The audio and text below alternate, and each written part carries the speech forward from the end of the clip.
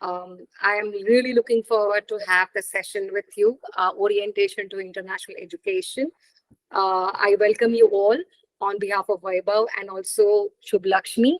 I'll quickly run through the agenda of the session. The agenda of the session is we're going to start.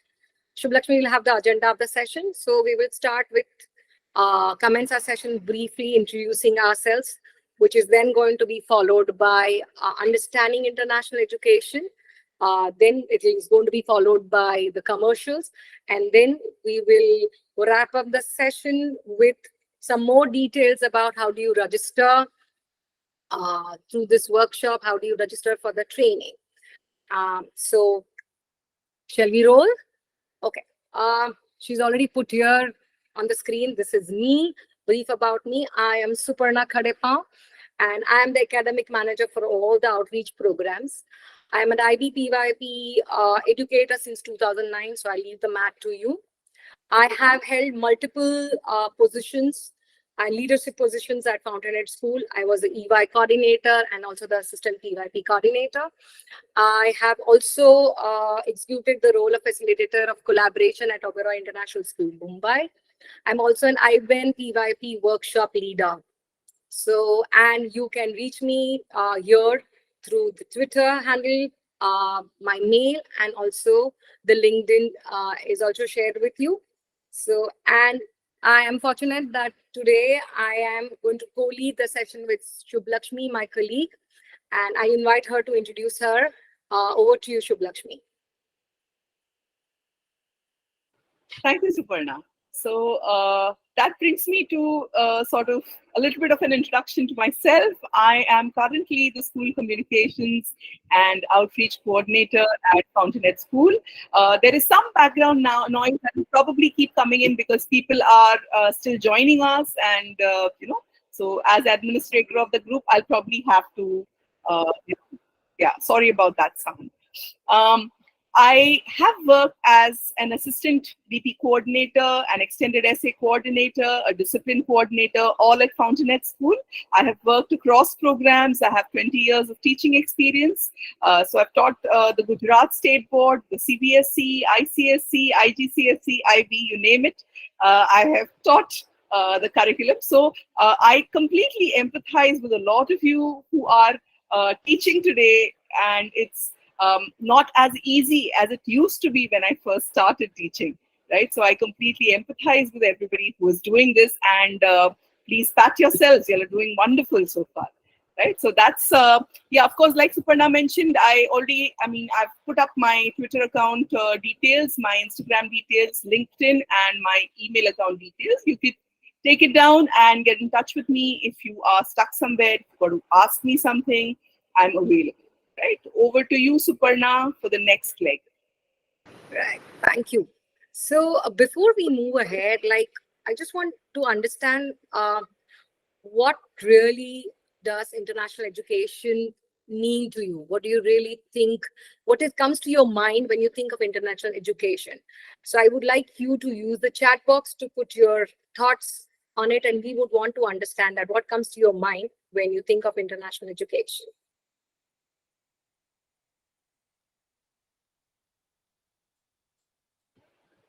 It looks like people are thinking, so that's nice.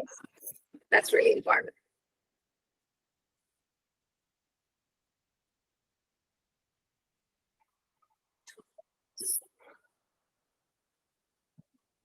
Education at global level, and we become mediator to provide it. Yeah. Mentor international students, okay. Curriculum, pedagogy used abroad, sure.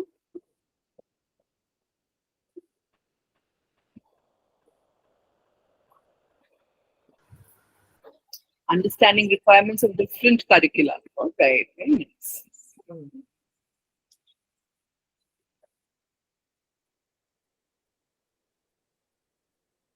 I don't think so we should even think about what comes in our mind when you think of international education. Just feel free to just put what your thoughts here. No judgments pass. We're all here to learn together, so don't you worry about that. Mamta, like we mentioned before, we'd appreciate all the responses in the chat boxes. Because of the number of participants, we will not be able to entertain, you talking to us directly one-on-one right now. Maybe a little later, but not right away, please. Also, at times could happen that your voice may not be reached to a lot of people, but chat is something your thoughts could surely be visible on the chat box to everyone. So that will be the right platform.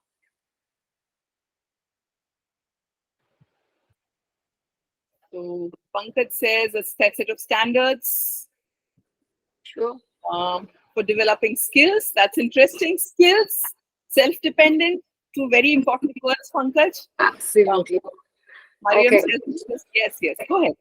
Yeah, and Imran, I like the way, because he's also put that learning with global perspective. So yes, he's at least thinking about the worldview, which is there for international education. Asif also has to say, international education, as per my dynamic concept, that involves a journey or movement of people, minds, or ideas across political and cultural frontiers. It is facilitated by globalization phenomena, which increasingly erases the constraint of geography on economic, social, cultural range. I think you've said it all. I think there's nothing much. But yes, let's watch this video to understand what actually international education is. But I was wondering, do we really need international education, or why international education? So let's watch this video to understand better. The world is becoming one.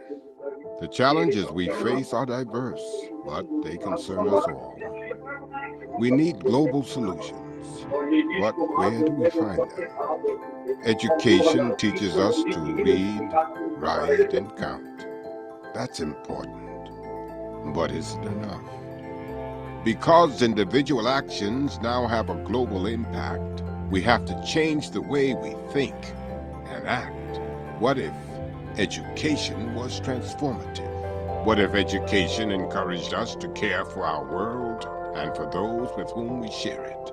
What if education taught us about peace, protecting our environment, human rights, respect, cultural diversity, justice? What if education gave us the skills we need to answer the big questions of the day? To find solutions to the interconnected challenges of the 21st century? Global citizenship education.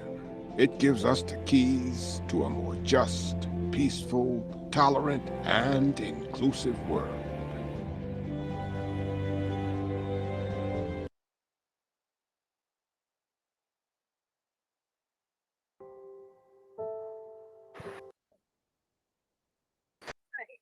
So something which you can resonate here, any words, sentence, phrases you want to put in the chat box, want to share, want to reflect on the video, anything which has stayed with you?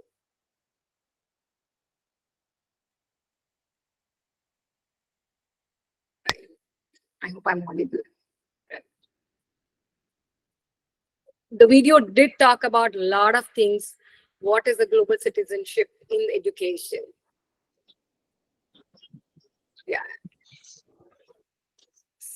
Inclusive education. Yes, Shreya? Correct. Transformative.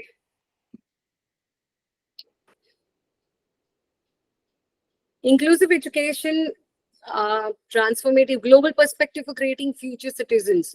What is essential? We're going to look further. Informative, absolutely. A lot of information coming your way. So when we look at international education, we look through the conceptual lens of the following concepts, which is cross-cultural awareness. When I did hear about people talking about pedagogy, they're talking about global citizenship, it came to my mind is that what is so important for a student to become global citizen?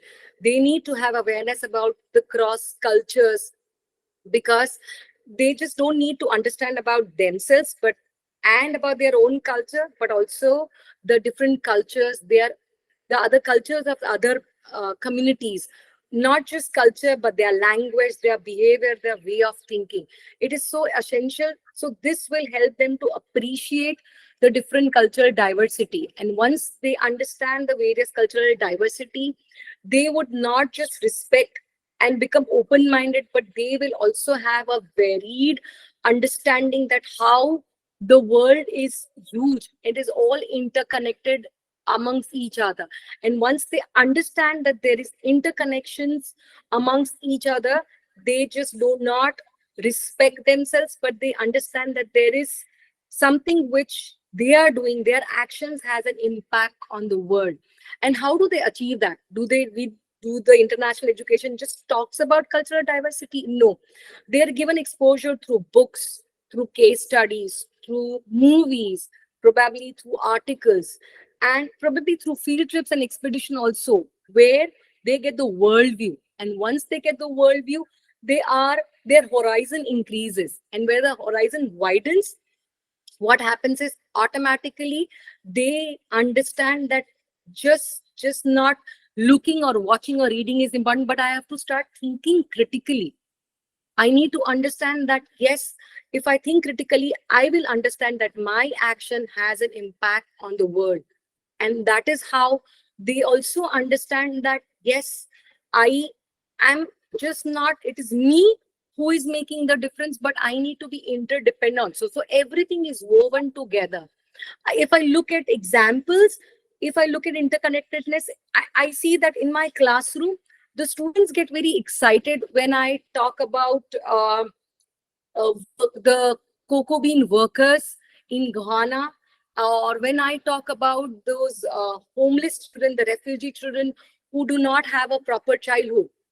These kind of discussions, widen their horizon, because they know that they cannot solve the problem, but they know that if they become aware of these kind of situations, then they actually can have a different perspective, look at problems in the world. So these kind of lenses make the education more international. It is just not confined or restricted to textbooks, but or which are prescribed. But the whole idea is that international education gives them a platform to move beyond the textbooks and look at the things that are interdependent. Example, in the classrooms, more of collaborative learning is encouraged, discussions, debates are encouraged. For example, we give them case studies of how failure case studies. We don't say that how people are successful, but how people have failed.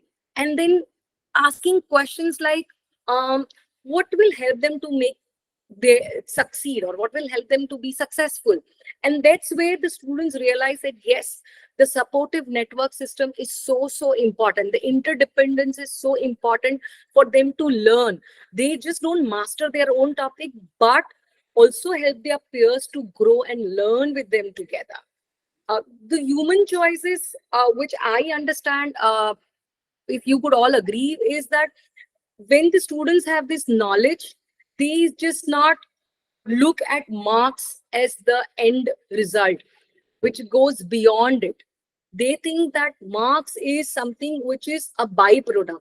They are become more aware about the choices they have in life, and they make those choices so that the world becomes a better place and better for them also. So these are the various things which it helps everyone to understand the depth of the international education, and helps to measure that, oh, these are the checkpoints I can see an international education can give. Any views? Anybody wants to share something? Very interesting view has come up. Tanya says students become risk takers and reflective learners. Absolutely true, Tanya. I was just wondering, Suparna, when you were speaking all this, during our times, it was just reading, memorizing from the textbook, and sort of taking the exams. How times have changed from then to today, right? I mean, a lot of curriculum. So we're looking at 21st century skills and getting children to become critical thinkers, problem solvers. That's so important today. Yes, right? problem solvers. Absolutely. We want them to be creative. We just don't want them to be just consumers, but also producers, and just think of better solutions for a better world. Absolutely. Absolutely. So can we move on to the next slide? Absolutely, yes. So there are international boards which are prevalent in the various parts of the world, but the most popular amongst them are Cambridge Board, which is also it's actually called the International General Certificate of Secondary Education, which is IGSC board. And the second one is the IB board. And we are today going to largely focus on IB board because we are a specialist in this field. We are in with the IB curriculum since 15 years. So that's our specialty. So today, our focus of the workshop will be largely on the International Baccalaureate workshop. So some information and some facts about IB or International Baccalaureate. It is a 60-year-old board, and it was founded in Geneva, Switzerland. And the programs which are offered by the IPO are developed and also founded by the International Baccalaureate Organization. There are 4 programs which are offered by the IB, and they are specific to the age groups. Here, if you see the primary year program, which also includes the earliest, which is senior, junior, KG, that is how it is known here in India. The kindergarten, along with grade 1 to 5, grade to 6, that's the primary year program, which is then followed by the middle years program for age group of 11 to 16, and the diploma program, which is for for the age group of 16-19. There is one more program which is also offered by the IB, which is called career-related program. And when we move further, we'll also see that how in India the IB looks like. So there are 134 schools in India which offer the IB PYP program, and 57 schools offer the middle years program, and 157 schools offer the diploma program in IB. So in India, there are these 3 programs which are offered here. And if you look at the statistics and the numbers, you will be able to find and understand that the market is huge. There a lot of schools over at least the past 1 decade have started moving from the curriculum which are normally available to IB, or new people are starting IB schools because they find a lot of value in providing the international education and moving along with what is there, which is important for the students to have. And what I understand when I look at the numbers, the market for the IB educator is also thriving, not just in India, but also abroad.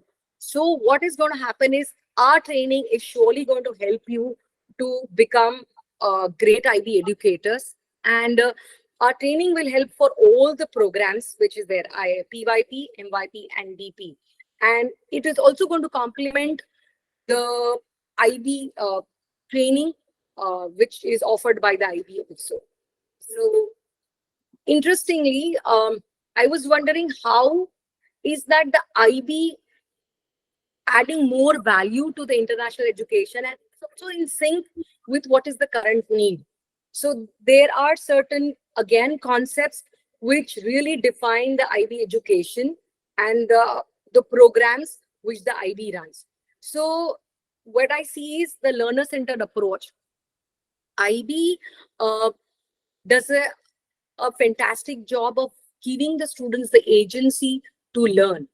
The teachers here becomes the facilitator. The teacher is not the sage on the stage, standing near the whiteboard and then delivering the lectures. The teacher now becomes the facilitator. The students learn through an inquiry approach. It is what is that they want to learn. Like for an example, if I have to teach water, I don't start teaching water cycle. I will ask the students inquire into water cycle or different thing, how is water conserved or why the water is there. So that's important for the students, and it's just not delivering the lectures and completing lessons. It's more about taking the responsibility, making the students more responsible towards their own learning. Also, the IB education promotes interdisciplinary learning. So there is no subject where the students learn in isolation. Like I'm learning, for an example, if I'm learning about history or I'm looking at Greek history, the students don't learn from textbook and, learn the dates by heart. It's just beyond memorization. As Ms. Lakshmi just said, that which is so much different than what we learn. So I'm looking about Greek history. I can learn through arts. I can learn through sports, all Olympics. Like so many things help me to learn about Greek history so that I develop an understanding that, yes, I need to learn history because it helps to frame my present, and also I get my future better. So this is why I should learn history. So the child gets to the depth of the knowledge and just not going there with just mugging up and then vomiting out on the assessment paper. Critical thinking skills, as you'd already mentioned, that chat boxes, yes, skills are so important. There is technology which has come in. Because of the technology or the internet, like your boxes or the screens are completely flooded with information. So how do I pick up the right source of information? Because it's biased. So IB enhances or develops those critical thinking skills, which allows even the students to uh, understand that, oh, I need to filter and see which is the most appropriate one. So this is important. I need to be problem solver and not add more to the problems which are already existing in the world. IB mission statement, if you look, clearly states that the students have to be a compassionate, caring, global citizens. Why does it want to do that? Why? Because the reason being is that they just don't want to invest into the curriculum, but they know that the students are equally important. It is more student centric. The students have to be psychologically safe. They need to be emotionally intelligent. They have to be socially accepted, and they need to adapt. So it just does not focus on highly curriculum, but also an overall development, socio, emotional, physical, all the aspects of the well-being are catered.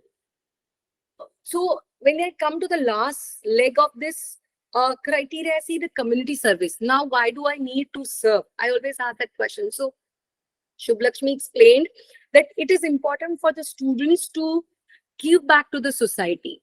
They have gained something. They also need to know that, why am I learning this curriculum? What is it that I'm going to do with it? So my understanding, those understanding of my knowledge or my concepts help me to take action. And what better way, after learning, I can take action? Could be any component of action, could be spreading awareness, could be just making some changes in my lifestyle. So all these encompasses a beautiful curriculum which the IB presents. And now which is said that the onus lies a lot on the teachers to deliver something like this, because it's just not the textbooks, it is beyond the textbooks. The teachers have the responsibility on their shoulder to create the right kind of environment so that the students are free to ask questions.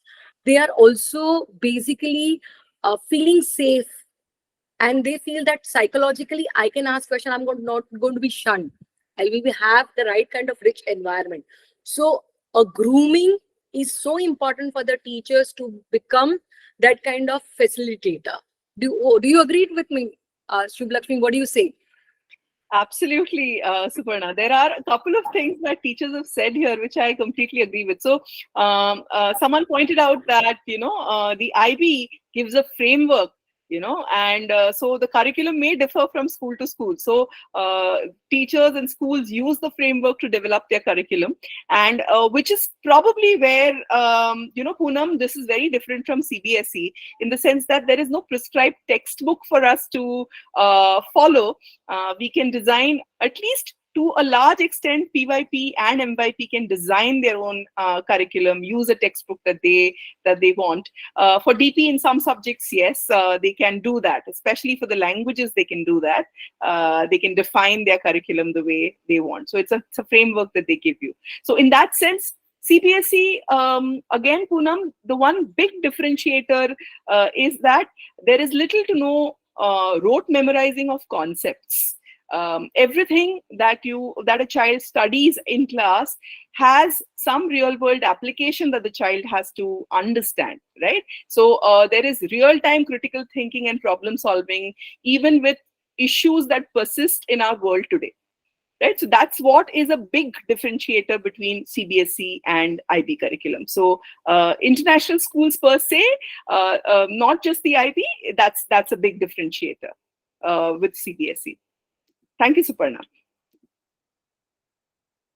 So I'll sort of apprise you of the role of a teacher, in international curricula as such. It's very nuanced so far as teaching is concerned. Uh, like Suparna already mentioned, teachers in an international education are not sages on stages, right? So you've got to co-construct the curriculum with them. You've got to be a co-learner. International curriculums as such believe that learning is a lifelong process. So you cannot be afraid to say to students, I don't know, let's find out together. No, that's a primary differentiator also. You've got to be on a lookout for teachable moments, arising from problems of understanding. So it's not just, okay, this isn't the textbook, let's read this and write the answers, to the questions that are there at the end of the textbook. So teachable moments, real life applications of teachable moments are very much something that differentiates IB from the rest of the curriculum, other boards, so to speak.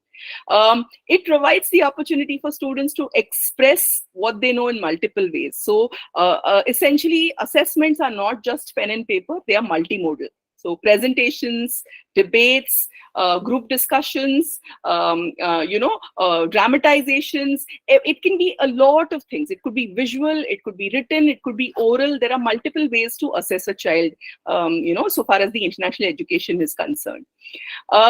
Also, such education guides students to use different resources and experiences. So it's not just books. So you'll have, you'll have to bring in guest sessions, experts from industries. You'll have to take them on field trips, something that Suparna has already mentioned. So these are different experiences and resources that you'll have to use from your local community if you want to deliver an IB education or an international education as such.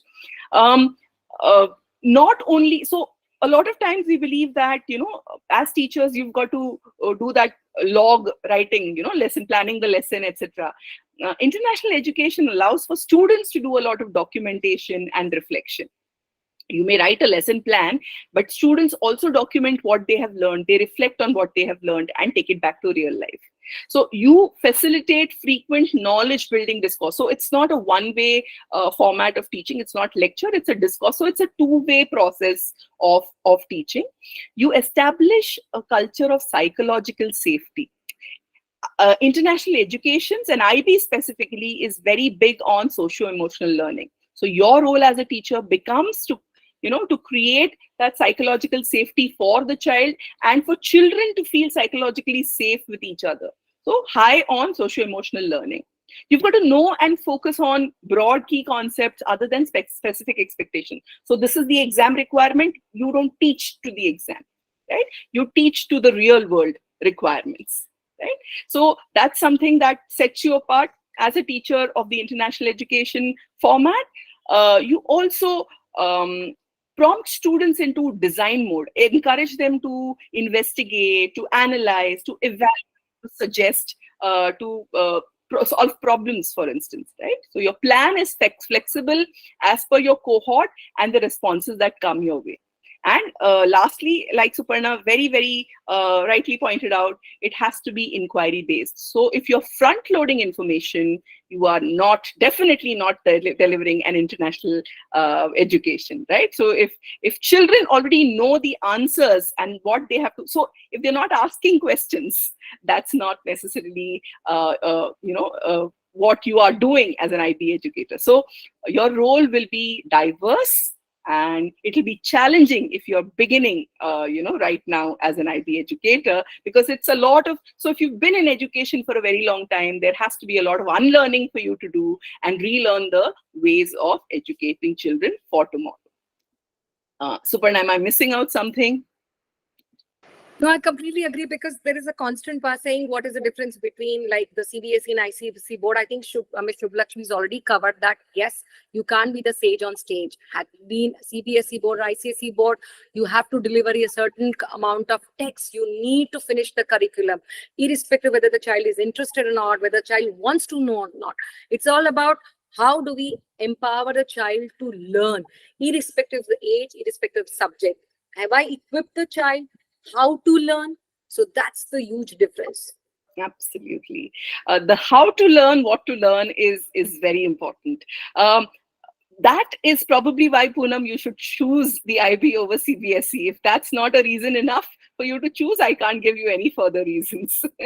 All right. And definitely IB can be helpful in this competitive world based on um, the fact that real world doesn't require you to remember history mein who fought whom, or quadratic equations.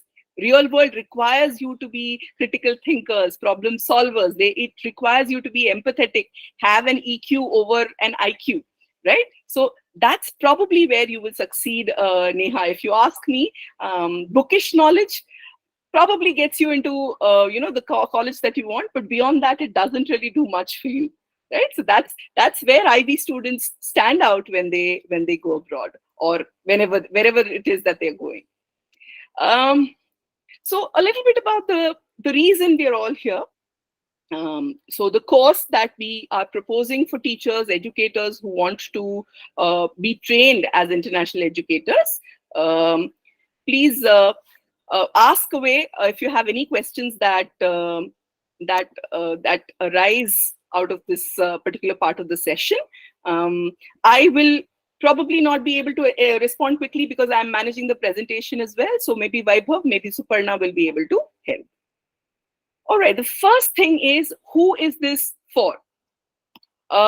This is for fresh graduates. It is for people looking to make a career switch to teaching. It could be content area experts, teachers who are teaching national, state boards, anybody who wants to sort of venture into the IB forum or the IB educational pedagogy. So it doesn't really have to be somebody who has been in education. It can be somebody who has been in education for years together. So it's a very, very open platform. Whoever wants can join in. So that's one. If you have questions, please put it on the chat box. Either Vaibhav or Suparna will address the question for you. I'm coming to the course and charges, of course. So like Suparna already mentioned, there is a huge demand for teachers. This is the numbers that we have. I think it's not the latest number. There are, as we speak, there are teachers and schools that are growing, IB schools who are, people who are wanting to run IB schools. And we get all of these requests from people, train us, let us understand, let us visit your school, let us understand what the IB education looks like. So as we speak, these numbers are growing, which is probably why that shift is required. Now, interestingly enough, I'd like to take a little detour and sort of connect it to the NEP, which is a big thing that people are talking about these days, right? So the NEP is also moving towards holistic education, holistic curriculum, much like the IB prescribes. So a lot of what the NEP wants schools to do today is what the IB has been doing for over 60 years now, right? So that's if nothing else, that's probably why you need to be appraised with what the IB pedagogy looks like, what it is like. Rakesh did ask about career-related program or IBCP, but I will stick to these three programs only in my dialogue today. I'm not going to be talking about career-related program at all. Rakesh, if you want to get in touch with me, please contact Vaibhav. If you want any information about CP, I will do that over mail or something. Shubhalakshmi, is there age a barrier to join the IB teaching cohort? That's what Shubhangi is asking.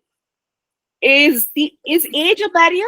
Age may not be necessarily a barrier, Shubhangi, if you're trained enough. You have been in education for about 21 years, it seems. And if you're trained, there are schools who want trained teachers. Of course, there's always market for younger teachers, younger lot. But if you have the experience, I don't think people refuse you on account of age. I haven't encountered that. I think Suparna, for instance, made a switch very recently. All right. And I think we are all in that age bracket. So I think switching schools or joining a new school is not going to be an issue. Please put all your questions on the chat box. I will answer you. All right. So this is where the modules come in. All right. This is the course layout for you. We have online, we have a 30-hour module, which consists of which is a 3-part module. All right. And offline, we have a 20-hour module, which is an in-class support module. Right. So I'll speak a little bit about this when I move to the next slide. So far, does anybody have any questions? We have sort of ranted for very, very long. So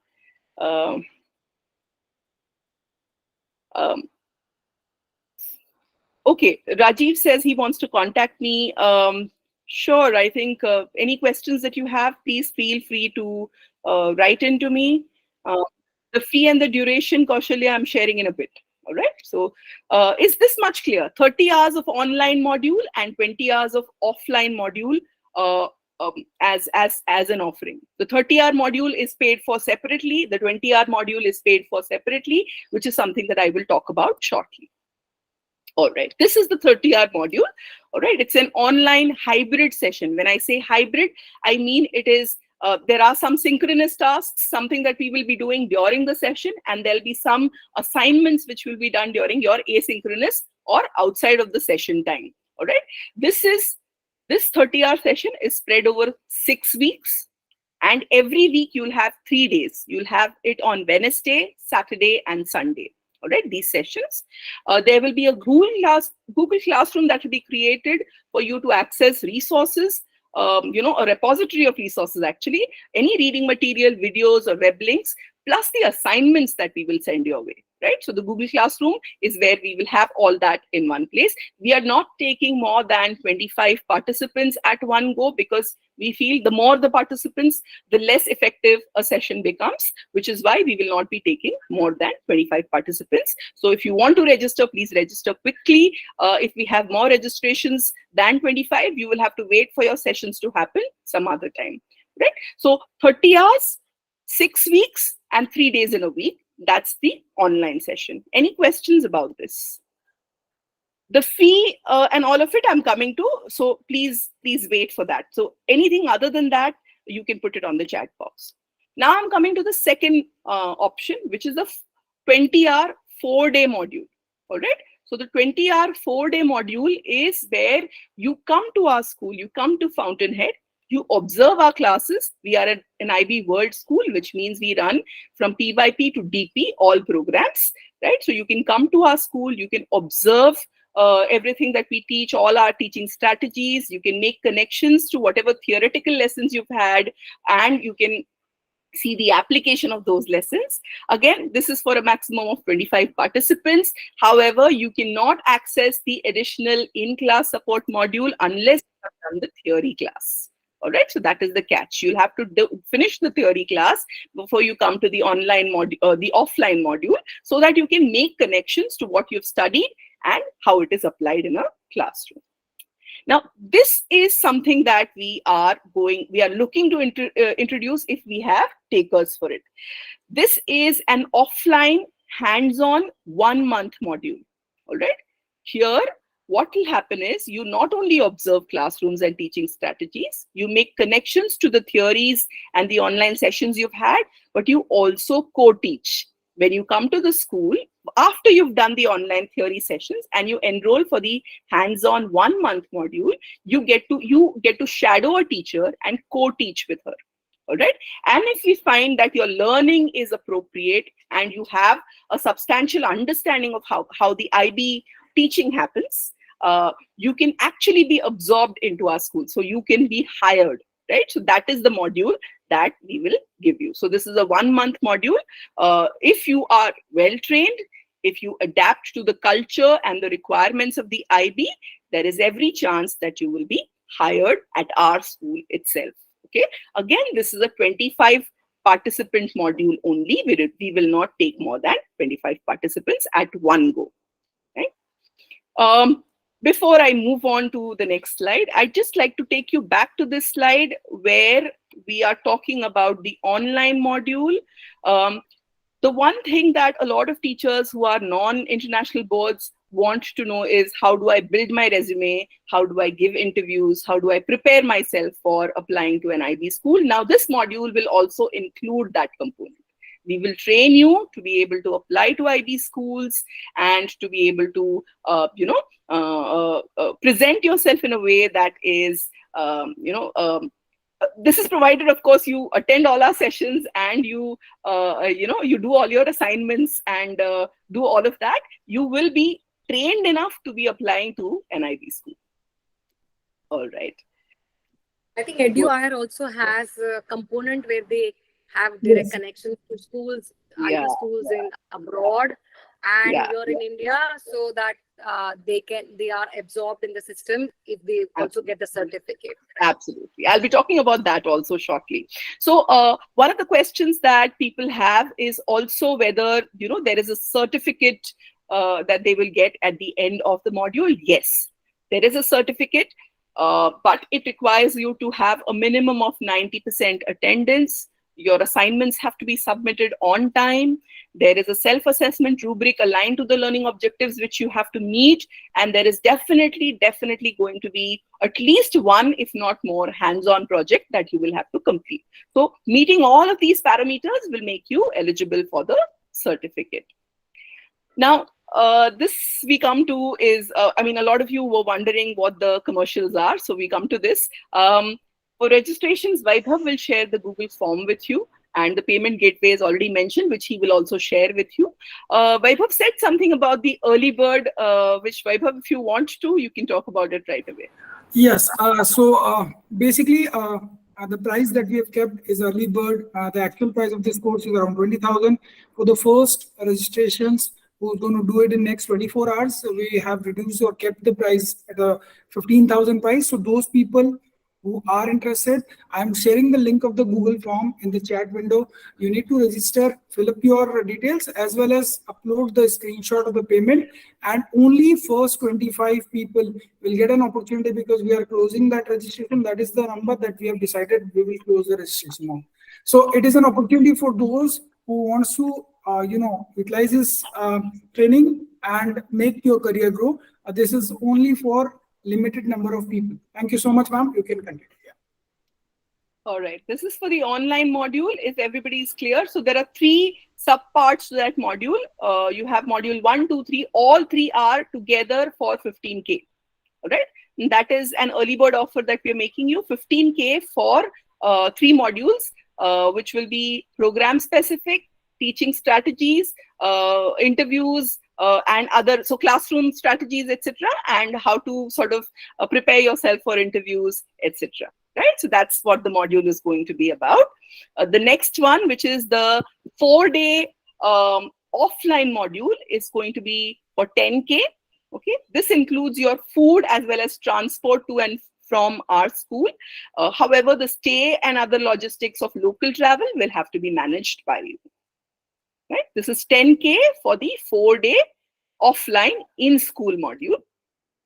And the 1 month on offline in-school module will be 30K. Again, this is including food and transport to and from the school, the stay and other local travel arrangements you will have to make. What are the course benefits? You have the training advantage. Now, somebody asked whether this is IB certified. So I am being very honest. No, this is not an IB official workshop, right? However, how the advantage you have of doing this workshop is that it supplements the IB official workshop. And the IB official workshop, whether it is category 1, category 2, or category 3, gives you information about the framework, about the pedagogical practices. It gives you a lot of assignments, etc. What we do is we supplement it with actual classroom practices, right? So that's where our training is going to be an advantage. If you apply and if you get through and you train with us, it is very likely that you will have a solid understanding of IB, right? Schools may not necessarily look to hire an IB trained teacher. That is definitely an advantage. But there are schools even today that hire teachers who are good with their content. They have a fairly good understanding of how IB delivers that pedagogy, and that's where we come in. Right? Schools today invest in IB workshops for teachers, so it is not mandated that you have an official IB workshop before applying to schools. Right? So that's something that I want you to be aware of. The second thing is it sort of boosts your career. So Vaibhav, probably, I don't know whether he shared that with you or not. So there are these recruitment partners that EducoTrain has with international schools across India. And yes, go ahead, Vaibhav. So just wanted to highlight a very important point, as you guys are aware about EducoHire, a platform wherein we are providing teacher recruitment services. So a lot of our school clients who are recruiting for IB are facing a problem that they're not getting well-trained teachers. And there is a big gap. And we personally, as a company, foresee that there is a lot of requirement for IB teachers across India and overseas in Dubai and Middle East.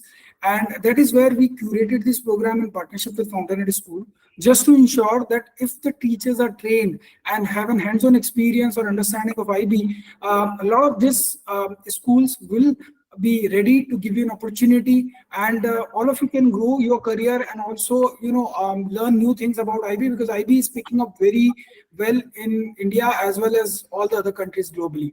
So to name a lot of schools we have been working with, including Fountainhead School. So all of them have requested to us that anyone who has worked or has understood IB as a schooling concept, we would really want their CVs. So there are a lot of opportunities, and that's where I think this program will be a big advantage to all of you.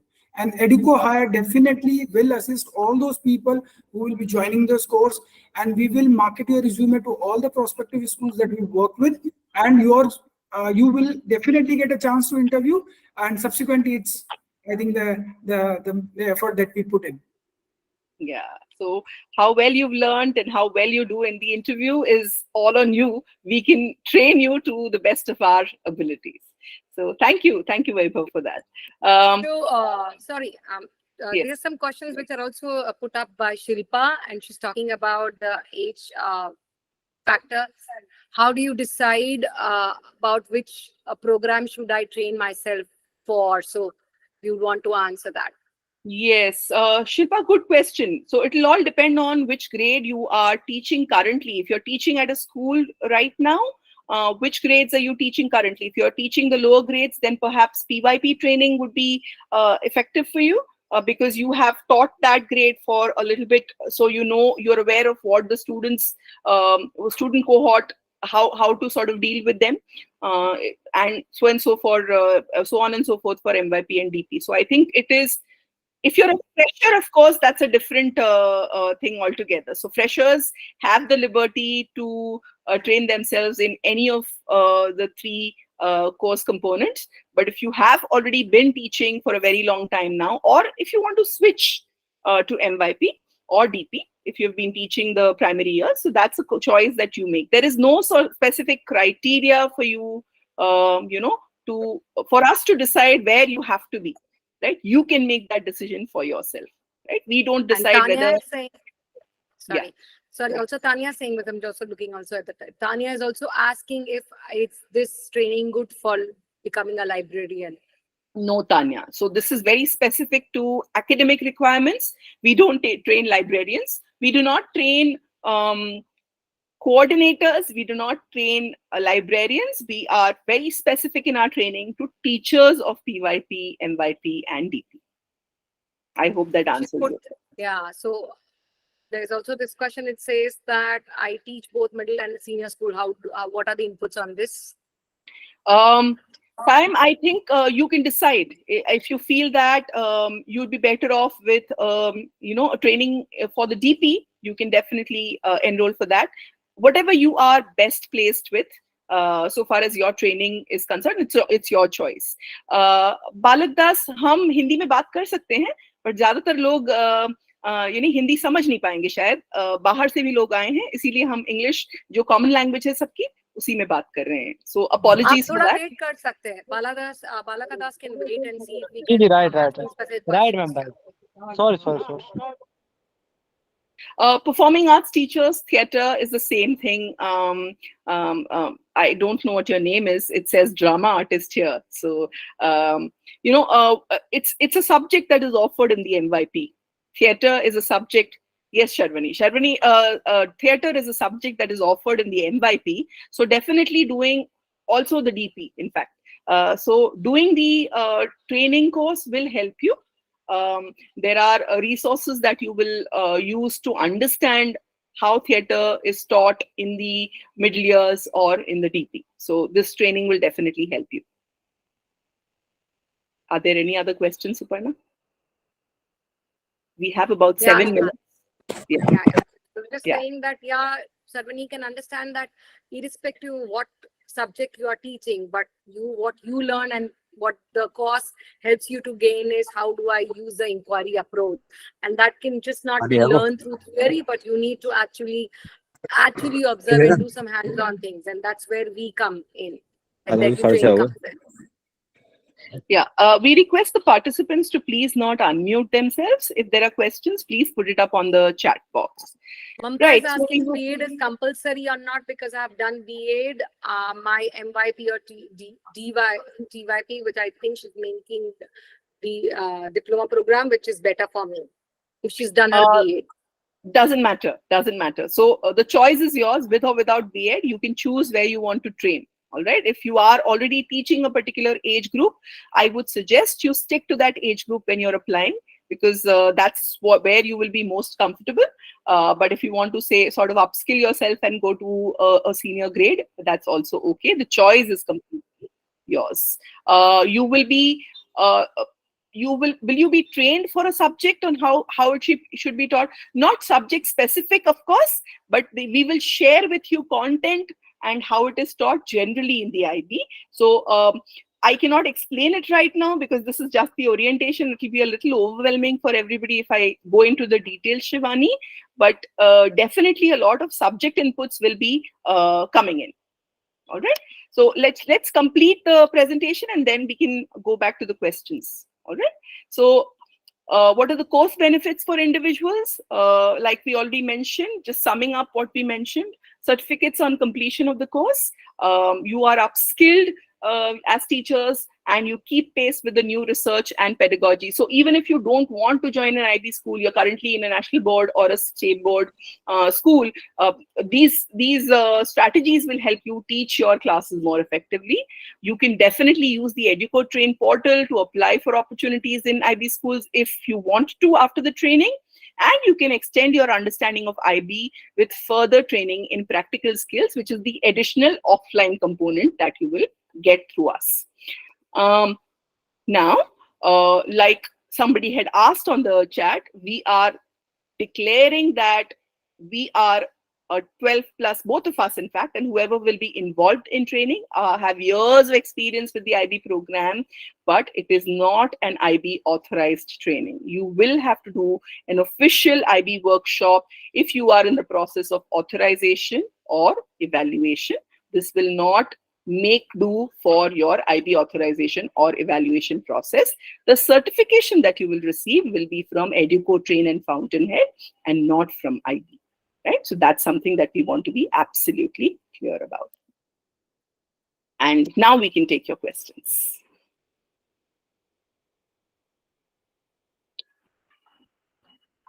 Ooh, everybody's gone silent suddenly. Or is it just me?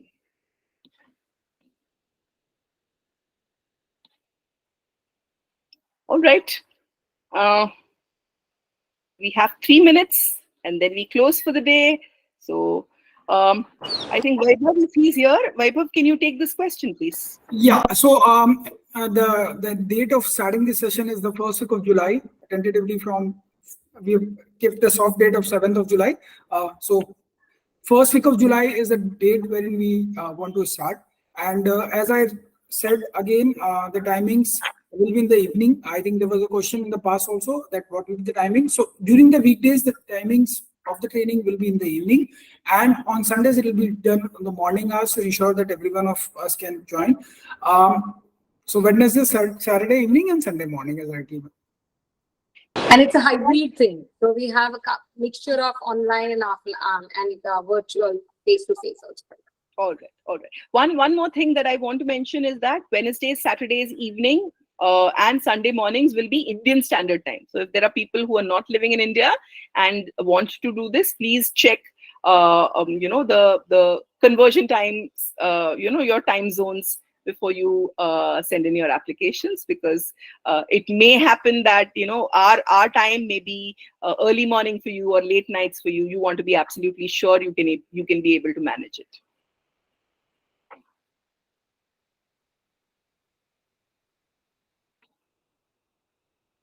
Shubhangi, please state your question again. Mary, it is very likely to be from 5 to 6 or 6 to 7, depending on what most people pick as a time for weekdays. Weekends, it is going to be somewhere around 11:30 to 1:30. So that it is manageable. So we understand that a lot of women may want to register and they'll have a lot of work at home before they sit for this workshop. So we've kept a time where people will be able to manage to juggle the time. Right? So it is likely to be 11:30 to 1:30 on Sundays. Shubhangi, could you put your question here again? I have probably missed it. Narinder, we've already mentioned the fee structure for the course, but it's also there in the form. Also about the IB authorization, there is a question related to the IB authorization you want to take. Okay. Shubhangi, this is not authorized for IB. So this is a course that supplements your official IB workshop. So if you are somebody who is in the process of authorization or process of evaluation, please make sure that you do the official IB workshop. This just supplements that workshop. This is not a replacement for it. Our certificate will not be counted as part of your official IB training, right? This will supplement what you are doing as part of your IB workshop. And there will be a lot of activities sub-specific to your subjects that you will learn as a result of this workshop. What kind of salary structure is offered? It may depend from school to school, Shubhangi. Depends on where you're offering. Tier 1 cities get paid a lot by virtue of being Tier 1 cities. If you're in a Tier 2 or Tier 3 city, it will depend on how much your trust, whoever runs the board of governors, how much they can afford to give teachers, depending on the student cohort. What if I miss my early bird offer? I think Vaibhav is better Yeah, placed. so I think we are limiting this to only first 25 people, and the fees is early bird only for the people who are registering in the next 24 hours, post which the fees is going to increase. So it's a humble request. If you are keen, please request, fill up the form and make the payment so that your seats are reserved. All right, I think we're done with the questions, most of them. Yes, I think we are through. Yeah, if there are people who want to ask questions, you all can remain here. Others can feel free. Recording, I think, is recording going to be available? Vaibhav, if you want to answer that. Yeah. So we have a recording. If you have any genuine reason because of which you could not attend, please drop a mail on admin@educo.hire. I'll just post this on, and we will definitely share that recording access to you for the time being.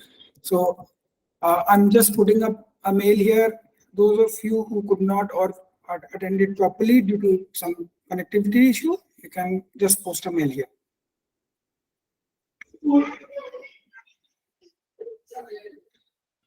All right. Thank you so much, everyone, for attending. All the best. I know. I like the active participation. I'm